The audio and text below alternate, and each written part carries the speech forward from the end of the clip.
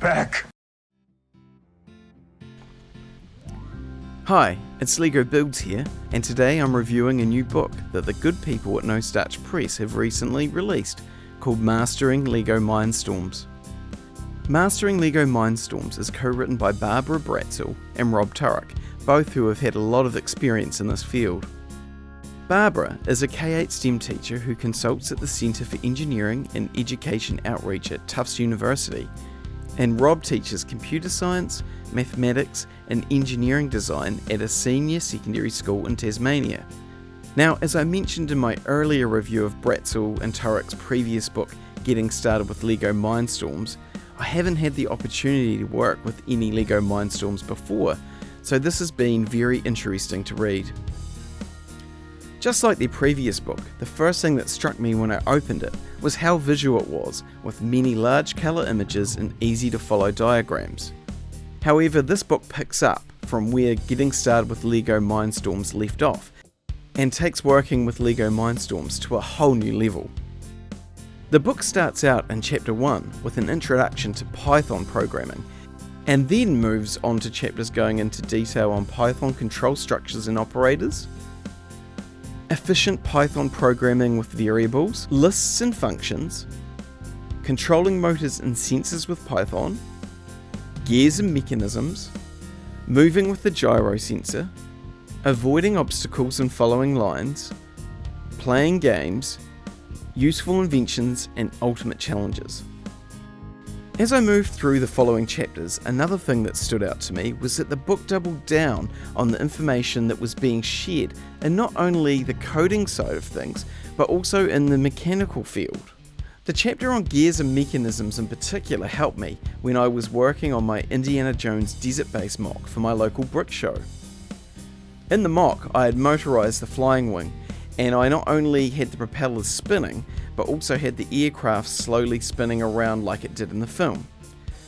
My aim was to attempt to get the two different types of rotation happening off one motor, each at different speeds. This was gearing, and that's when I benefited greatly from the info about gearing in this book, which resulted in me getting the mock to work so well. I was very pleased with how it turned out. It looked awesome. The second half of the book is very heavy on coding, which is to be expected due to the advanced nature of the book, but it was still manageable for a Mindstorms noob like me to follow because of how carefully the information was presented on the pages. The age recommendation for this book is 10+, however I believe it may be a little too advanced for a 10-year-old given that it is super heavy on more complex coding. However, if you have a 10-year-old that is really into Mindstorms and they rip through the first book easily, then I think that they would manage fine with the info in this book. In conclusion, this is a really well thought out book, and despite dealing with the more complex coding and mechanics, it is fairly easy to follow, and I would recommend it for anyone who wants to take their Lego Mindstorms creations, or even their Lego motorized mocks to the next level. As I said earlier, the chapter on gears and mechanisms is brilliant, and that chapter alone makes the book worth getting for someone like myself.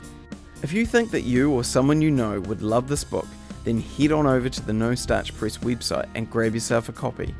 I've added the link in the description. Thanks for watching this review. I hope that you have found it helpful. Also, a huge thank you to No Starch Press for providing me with a review copy of this awesome book. It's been really fun and interesting to review. As most of you all know, my channel primarily focuses on animation, and my latest animation is the recreation of the trailer for the upcoming film Indiana Jones and the Dial of Destiny. I'm absolutely thrilled with how this has turned out, and in case you have missed it and would like to see it, I've added the link in the description below.